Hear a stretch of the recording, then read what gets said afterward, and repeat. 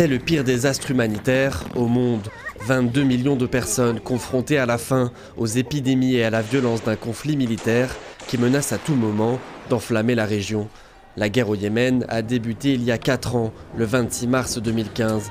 Ce jour-là, une coalition dirigée par l'Arabie Saoudite décide d'intervenir militairement dans le pays. L'objectif est de défendre le gouvernement légitime du président Hadi de tentatives de prise de pouvoir par des milices houthis au Yémen. Officieusement, l'Arabie Saoudite veut à tout prix éviter que le Yémen ne tombe sous la coupe de l'Iran, son ennemi historique, qui soutient lui les rebelles houthis. L'intervention saoudienne ne devait durer que quelques semaines, mais rapidement elle s'enlise. Les affrontements se concentrent autour des territoires détenus par les rebelles houthis, dans l'ouest et le nord du pays, dont la capitale Sanaa.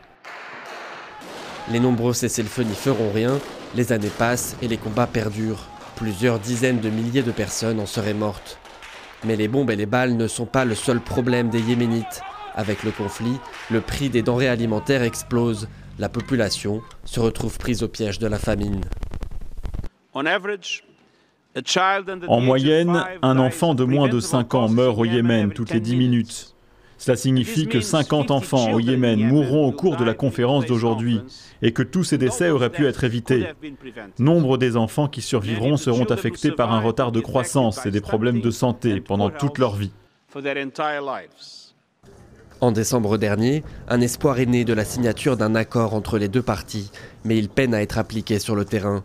Sans compter que le chaos a profité aux djihadistes d'Al-Qaïda et au groupe État islamique qui se sont établis dans la région, faisant planer une nouvelle menace sur le pays.